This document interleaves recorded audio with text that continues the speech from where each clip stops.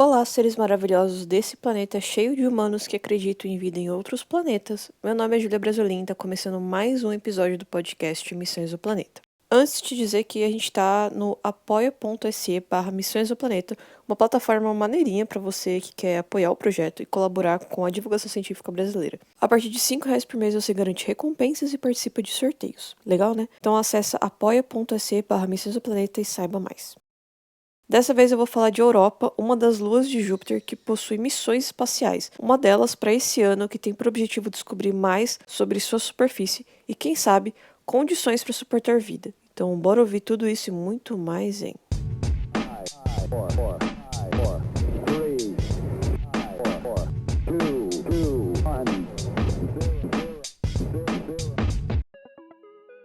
Chamamos de satélites os corpos celestes que orbitam outro corpo celeste no espaço e meio que a gente classifica como satélite natural ou artificial.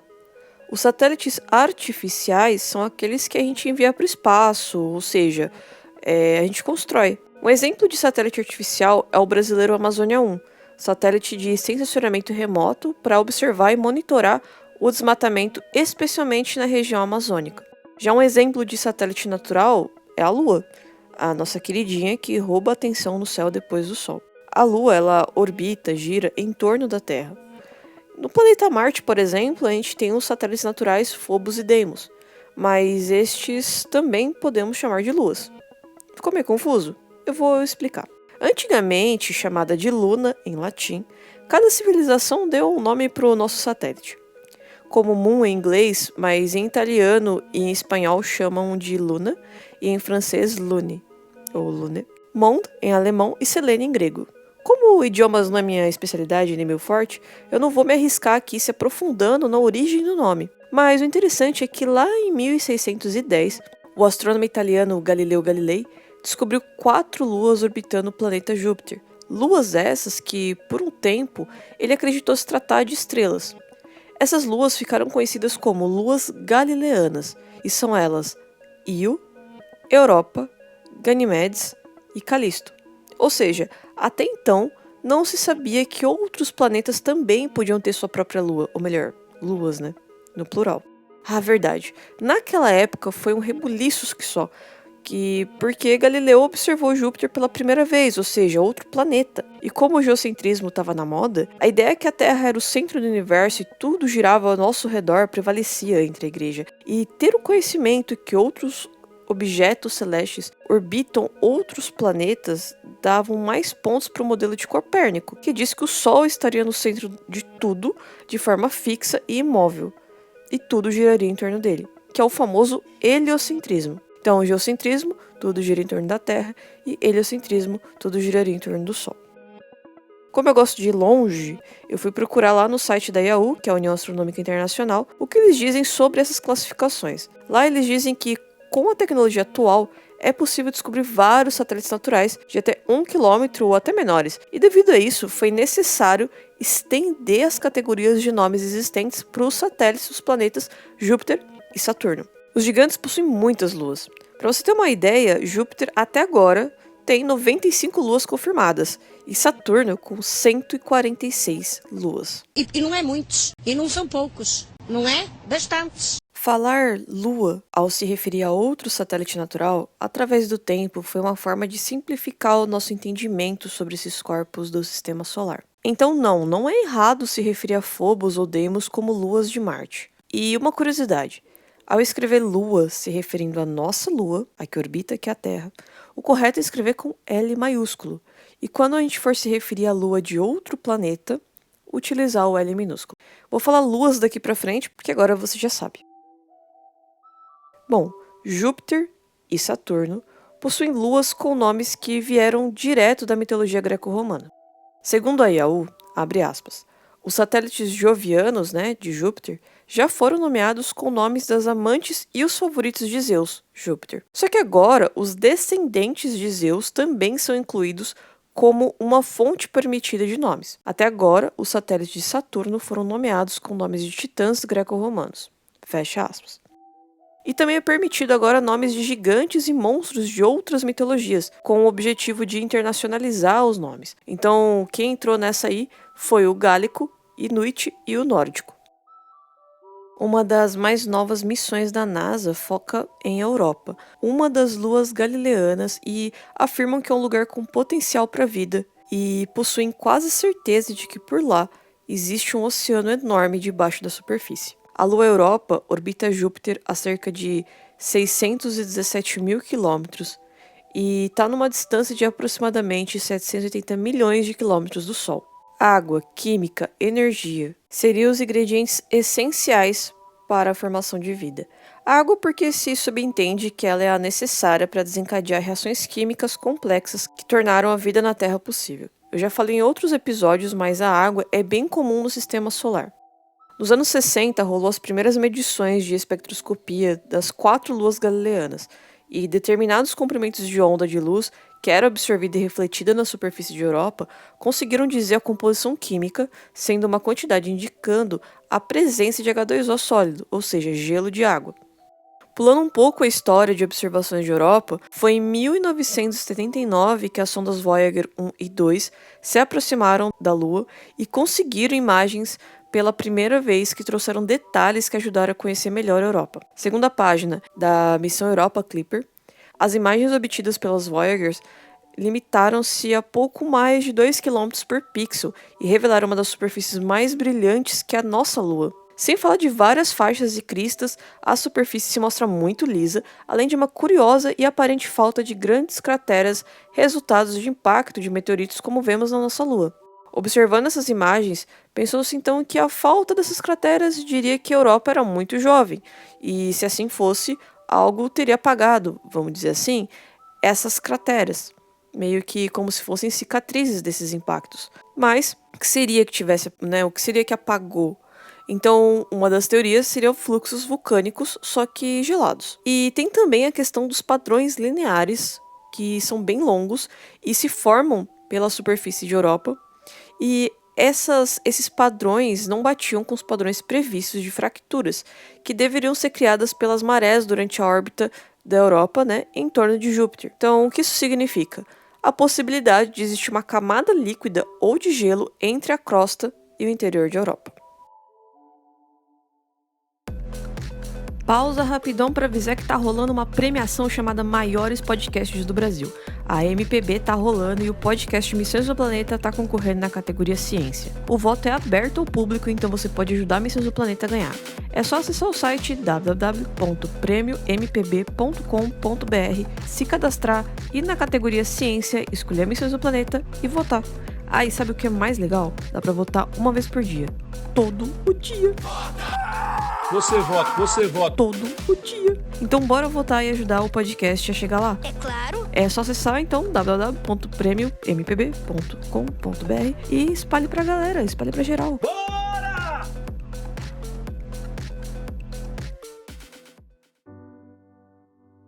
Foi entre o fim dos anos 80 e durante os anos 90 que a missão não tripulada, chamada Galileu, teve como objetivo principal observar os satélites galileanos, mas resolveram fazer 12 voos próximos à Lua Europa para coletar mais dados. O famoso para não perder a viagem, sabe? E aí um dos dados mais interessantes que eles conseguiram disso com a Galileu mostra que o campo magnético de Júpiter, abre aspas, foi perturbado no espaço ao redor de Europa. E que isso poderia significar que esse campo está sendo criado ou induzido dentro dessa lua, e para isso precisaria haver um fluido eletricamente condutor abaixo da superfície.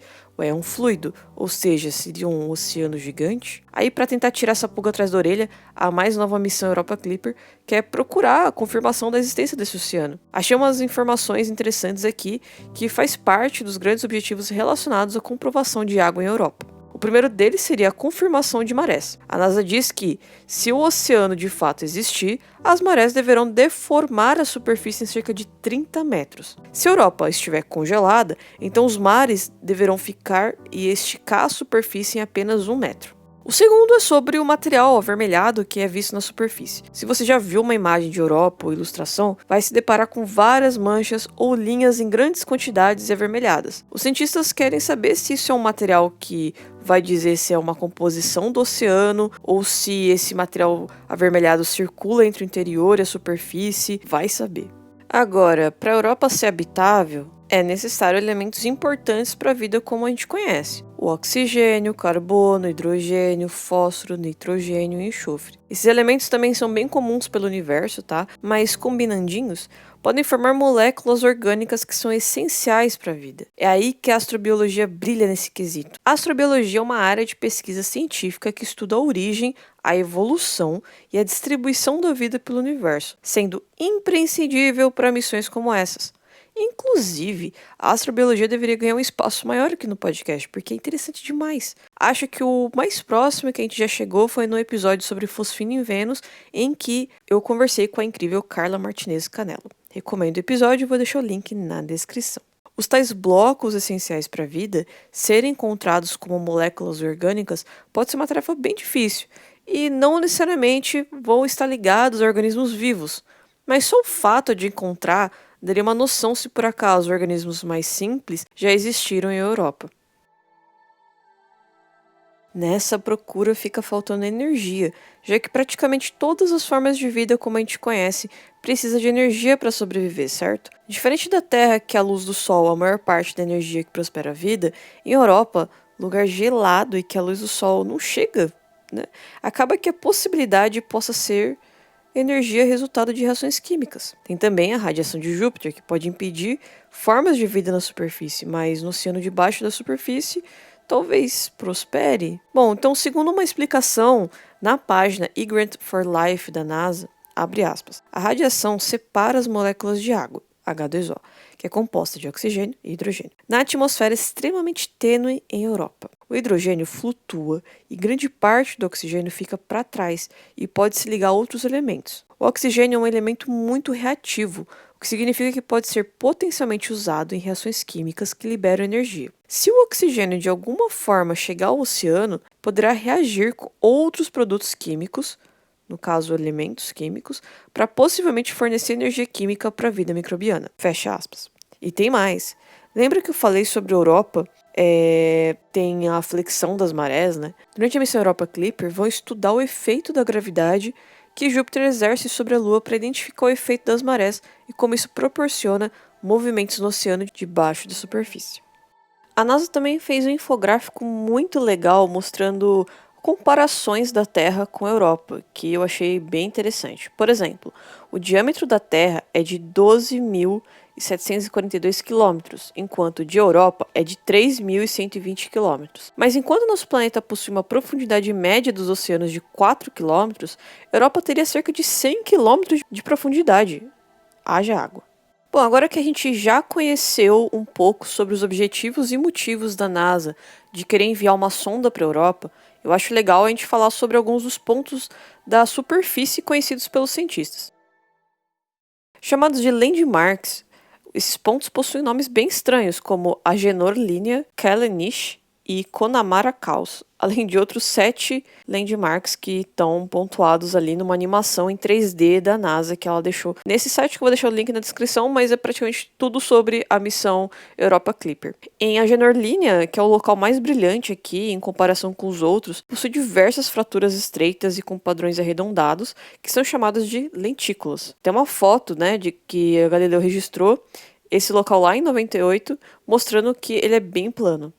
Um ponto distante é Kallanish, local que parece ter tido algum impacto e que possui vários formatos de anéis na superfície com mais de 100 km de diâmetro. Ali é interessante porque é visto, né, que dificilmente a gente vê estruturas resultado de impactos na superfície. Já em Connemara Caos, a imagem que tem ali da Galileu é resultado de um mosaico da região que mostra uma recente modificação na superfície da Lua. Os cientistas acreditam que é nessa área que eles vão encontrar evidências, ou pelo menos pistas, sobre a composição do Oceano de Europa, isso porque as imagens mostram desenhos que se parecem com o gelo formando ali, igual acontece nos polos da Terra, sabe? Quando são pedaços enormes E esse comportamento seria que eles são pedaços enormes, aí eles se rompem e acabam se movendo para outros lugares. Isso indica a possibilidade de água líquida ou de lama de gelo com água, né? Que é tipo gelo e água. Com esses pedaços que poderiam ficar ali submersos. E como eu falei, né, no site da missão tem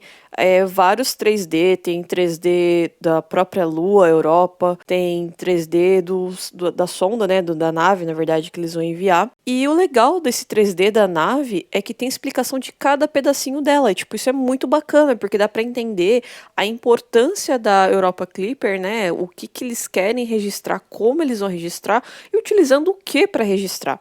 Eu peguei aqui alguns exemplos que eu vou tentar explicar aqui para vocês, observando essa animação muito legal dessa nave. Então, por exemplo, o ETEMIS, ou Europa Thermal Emission Imaging System, ele vai produzir imagens, né? É um instrumento que está acoplado nessa nave, que vai produzir imagens. Eu tô chamando de nave porque eles falam muito eles falam spacecraft, mas eles vão produzir imagens. Esse instrumento vai produzir imagens infravermelhas da Lua em 3 comprimentos de ondas diferentes para poder mapear a temperatura da superfície e textura de Europa. Isso é importante, né? Porque lembra que a gente estava falando sobre aquelas manchas estranhas vermelhas lá? Talvez eles captem alguma coisa. Além disso, vai ser possível procurar sinais de água líquida e já aproveitar para avaliar se existe algum risco de pousar na superfície no futuro. Outro componente importante da sonda vai ser o MISI, vai mapear, né, através da espectroscopia, a distribuição de gelo, moléculas orgânicas, pontos quentes em Europa e vai ajudar a determinar a possível composição do oceano.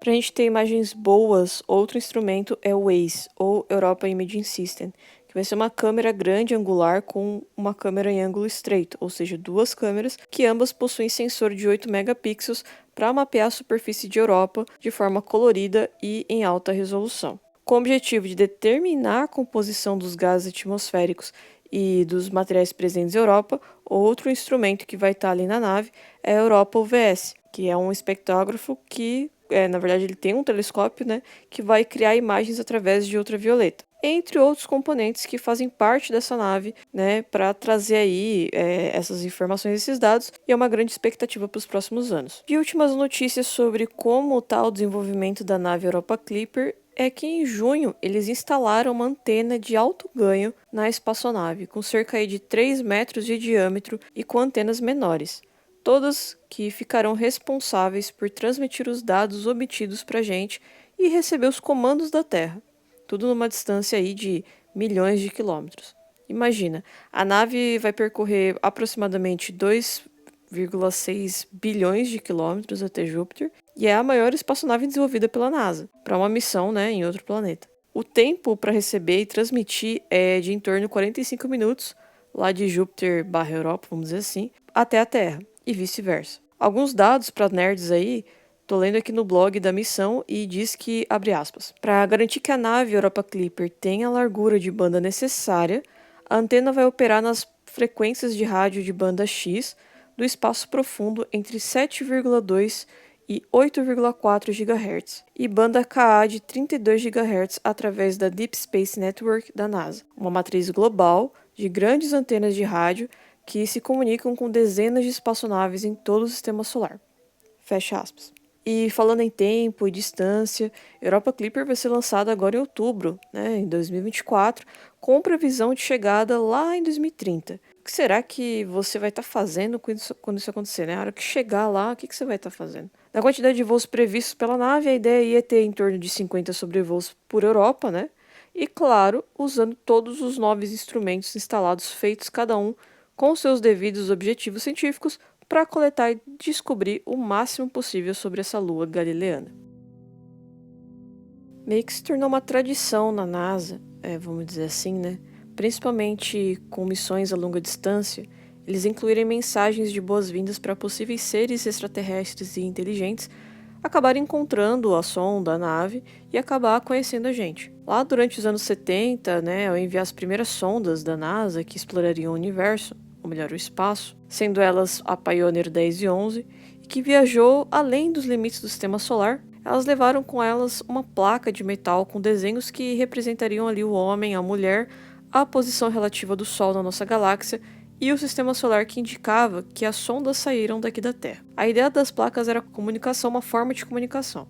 Se seres inteligentes encontrassem aquela placa, conheceriam um pouco sobre nós ou onde estamos. Aí, anos mais tarde, com as sondas Voyager 1 e 2, a NASA trouxe a ideia de volta e dessa vez ela fez discos fonográficos como se fosse uma espécie de cápsula do tempo, com sons naturais, saudações em vários idiomas, incluindo o português brasileiro, acredito eu, e diversas imagens que representariam a nossa civilização. Inclusive tem um episódio aqui do Dobro Espacial que eu contei mais sobre essa história, eu vou deixar o link na descrição. Sem falar das diversas vezes que em missões para Marte foi possível, através do site dessas missões, se cadastrar para enviar nomes a bordo das rovers. Eu também já falei disso aqui no podcast. Mas eu tô contando isso porque é claro que a missão Europa Clipper, que busca um lugar que poderia, de certa forma, abrigar a vida no nosso sistema solar, faria algo similar como as missões Voyager e Pioneer, né? Chamada de Volt Plate, a placa de metal é triangular e feita de tântalo com cerca de 18 cm por 28 cm. E vai servir também como uma espécie de escudo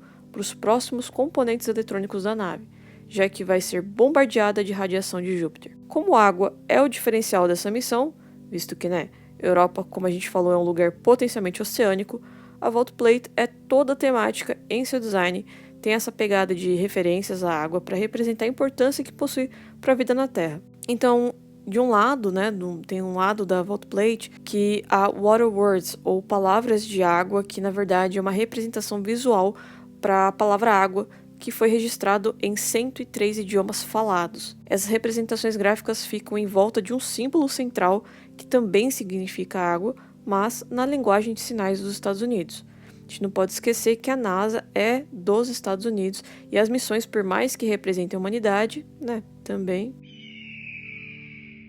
Segundo o site, para representar graficamente a linguagem de sinais estadunidense, foi preciso usar uma técnica de processamento de imagens e compressão de dados chamada de Fourier. Interessante. Outra coisa interessante é que ali no site da Volt Plate tem como você procurar ali o idioma e ouvir a gravação de cada lugar falando água. E em português, aparentemente é português brasileiro falando água. Assim, eu até pesquisei para saber se existe uma diferença de pronúncia da palavra água para o português de Portugal, do jeito que a gente fala aqui no Brasil, de outros países falantes da língua portuguesa, mas eu não encontrei porque no Google tudo relacionado ao português só fica me relacionando ao brasileiro. Brasil! Inclusive a pronúncia do próprio Google, ela traz a pronúncia ali sempre, as pronúncias das palavras como a gente diz aqui no Brasil. Inclusive existe um frame, uma área ali no site, que quando você troca de idioma, forma tipo um pôster com a representação gráfica dessa fonética. É assim que se refere. O som, ao som vai o grafismo de quando falamos água em português. Ao todo foram 100 idiomas e eles ainda deixam uma área para sugerir idiomas que estão faltando ali. In Praise of Mystery, a Poem for Europa é um poema de 2013 que vai no outro lado da Volt Plate. Escrito originalmente pela poeta estadunidense Ada Limon, seu poema vai inscrito na placa com sua caligrafia. Segundo o site, abre aspas, o poema conecta os dois mundos aquáticos, a Terra que anseia por alcançar e compreender o que torna o mundo habitável, e a Europa, que aguarda com segredos ainda a serem explorados. Fecha aspas. Nesse lado da placa ainda vai uma ilustração que representa a assinatura de mais de 2 milhões de pessoas que registraram seus nomes. Chamada de Mensagem na Garrafa Cósmica, alusão aos antigos que jogavam cartas ao mar dentro de uma garrafa de vidro, os nomes foram registrados num chip pequeno de silício. E também, segundo o mapa, mais de 57 mil brasileiros registraram seus nominhos na garrafa rumo à Lua Europa. No topo da placa, acima da ilustração, e com detalhes menores, está a equação de Drake, a famosa equação do astrobiólogo e astrofísico Frank Drake. A equação determinaria a possibilidade de encontrar civilizações com comunicações avançadas na galáxia. E para fechar com chave de ouro, quer dizer, de tântalo, aos buracos em volta da placa. Segundo o site, a explicação desses buraquinhos deve ser um termo em inglês utilizado na astronomia chamado water hole. A tradução literal seria buraco de água, mas acho que a gente pode traduzir isso para poço de água, que eu acho que deve estar mais correto, Eles dizem que é uma faixa de frequências que são relativamente silenciosas em relação ao ruído de fundo, e assim foram considerados ideais por alguns pesquisadores para comunicação interestelar. Isso é bem legal. Além da missão americana Europa Clipper, tem a ESA, que é a Agência Espacial Europeia, que fez a vez e também enviou uma missão para a Europa, chamada JUICE, ou Jupiter Ice Moons Explorer, lançado ao espaço em 2023 e com previsão de chegada lá em 2031. O objetivo da missão é observar detalhadamente Júpiter e olhar de pertinho as 3 luas em específico, que é Ganymedes, Callisto e Europa. Isso por serem consideradas aí luas oceânicas, assim como Clipper. JUICE possui instrumentos top de linha para várias detecções. Inclusive, ao passar pela nossa lua, a JUICE já tirou fotinha e enviou para a Terra. Essa passagem se deu porque a JUICE tinha completado, no dia 19 de agosto de 2024, uma volta à Lua-Terra, usando a gravidade do nosso planeta para poder jogar ela em direção a Vênus, para de lá ela ir para Júpiter. Tô olhando as fotos aqui da JUICE que ela tirou da Terra e, nossa, são muito bonitas. Em agosto de 2025 é a data para a JUICE chegar em Vênus, ou melhor, sobrevoar perto do planeta, que vai impulsionar a JUICE de volta para a Terra. Esse movimento é importante para ela pegar impulso cada vez mais para poder ter força o suficiente para ir em direção de Júpiter, quase como estilingue. Inclusive, se você quiser ter sempre notícias fresquinhas sobre a JUICE, entra lá no site da ESA, procura pela JUICE, né? Ou se ainda existe Twitter, se tiver Twitter no ar. No momento que eu tô gravando isso tá numa complicação ali danada, mas você procura por @ESA_JUICE, que também você vai acompanhar ali vários tweets da sonda. Tem fotos lindas e atualizações sobre a missão o tempo todo. Quer dizer, não o tempo todo, mas vocês entenderam. Momento de recados finais. No dia 26 de agosto, este podcast que você está ouvindo foi indicado lá no Pod Notícias. Pois é, a Missões do Planeta foi recomendação nacional do podcast do Léo Lopes, lá do Radiofobia. Foi muito legal a indicação dele, eu deixo aqui um agradecimento enorme pelo espaço e por contribuir com a divulgação científica, e eu quero convidar você que está ouvindo a gente a procurar pelo Pod Notícias, caso você ainda não conheça. Eu vou deixar o link na descrição do episódio. As coisas estão se movimentando na Missões do Planeta, então eu quero te convidar a se tornar apoiador ou apoiadora do nosso projeto. A partir de R$5 por mês, através da plataforma apoia.se, você não só contribui com a Missões do Planeta, como garante recompensas e chances de participar dos nossos sorteios relâmpagos. Mês passado, por exemplo, rolou o sorteio da Caixa Misteriosa em comemoração 6 anos do projeto e o ganhador foi o Patrick Luan. Então, acesse apoia.se/Missões do Planeta, escolha o valor que cabe no seu bolso e participe. E se você tiver curiosidade para saber o que o Patrick ganhou, fica de olho nas nossas redes sociais, que assim que ele receber, a gente vai postar. Então siga a gente no Twitter ou X em @missão_exo e no Instagram em @missal_exoplaneta, belezinha? Peraí, que aí eu tive que vir aqui atualizar, né? Porque neste exato momento o ministro... O Xandão. acabou pedindo, né, o bloqueio do X, do Twitter no Brasil. Então, caso você esteja ouvindo este episódio e o Twitter não está no ar, em território brasileiro principalmente, então procura a gente no Blue Sky. Então a gente tá lá no Céu Azul, com o mesmo nome, Missões do Planeta, então segue a gente por lá, a gente vai estar postando as atualizações, divulgando informações científicas igual a gente faz no Twitter, só que no Céu Azul, e também lá no nosso Instagram. E claro, não poderia finalizar esse episódio sem agradecer aos nossos apoiadores espaciais, Eleonai Moura, Marcos Oliveira, João Nizer, Natália Palivanas, Masashi Noé, Ederson Peca, Guilherme Bautista, Vinícius Telécio, Ivan Louro, Tânia Dominici, Patrick Luan, Mariela Patti e Fernanda Amarante. Um beijo. Antes de você sair daqui e escutar outra coisa, que tal aproveitar rapidinho para seguir a Missões do Planeta aí onde você tá me ouvindo? Curte, adiciona na lista, dá 5 estrelas, que vai já ajudar bastante o projeto a crescer e ser cada vez mais reconhecido. Então eu agradeço imensamente desde já. Por enquanto é isso, pessoal. Espero que tenham gostado desse episódio e até a próxima.